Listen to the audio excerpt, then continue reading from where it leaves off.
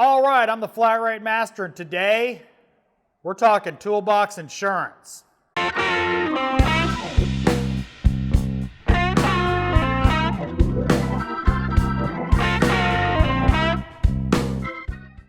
If you're a technician and you've been in this business for any length of time, you've heard about shops burning down and guys losing everything. Now, some of your stuff, depending on their insurance level, should be covered under the shop insurance policy, but it gets a little funny depending on their, insurance levels and what they were covered for and all that stuff. So, personal toolbox insurance, tool insurance, is a good thing to have. Kind of like renter's insurance. Basically, you're putting a whole lot of money in a shop, might not be a bad idea to insure it.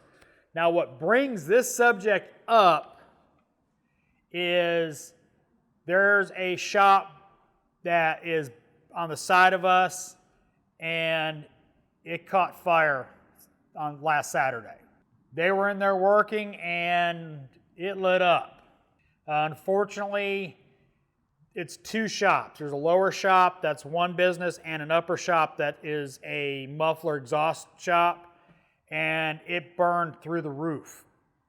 So they're both shut down, trying to regroup, trying to, go through insurance and all that stuff. Kind of puts it at the forefront when your neighbor burns down. Hole in the roof and a lot of damage. Nobody was hurt and stuff can be replaced. The point of this video, though, is probably a good idea to get insurance on your toolboxes. Now, I'm not going to, endorse anybody or anything like that because I don't have enough experience. I've never had to make a claim or anything like that. Now, something else you should do, take your cell phone, pull it out, and film your toolbox and your roll cart, everything you've got. So you have a record of what you have. You can upload it to YouTube and keep it private. You don't have to put it out on the web and show everybody what you got or anything like that. But you can upload it, and then you've got a safe file in case your phone dies or whatever of your inventory. So when it comes time to make a claim, hopefully that never happens, but you've got a record of what you have in tools.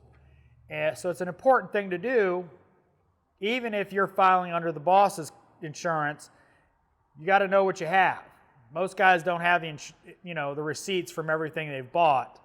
But if you've got a video of it, it can prove what you have. Now, you also have to update it, at least once a year. So, but again, you don't have to publish it. Upload it. It's going to be safe as long as you don't get kicked off YouTube. And hopefully you don't get kicked off YouTube. Important information, something to consider is get your stuff insured so you don't wind up, working out of an old handheld, box you had to buy from Sears just to get back to work. So, somber video, I know. If you liked it, give me a thumbs up. If you want to see more videos like this, subscribe. Make sure to hit that bell notification so you get notified when I put out a new video. If you didn't like the video, give me a thumbs down.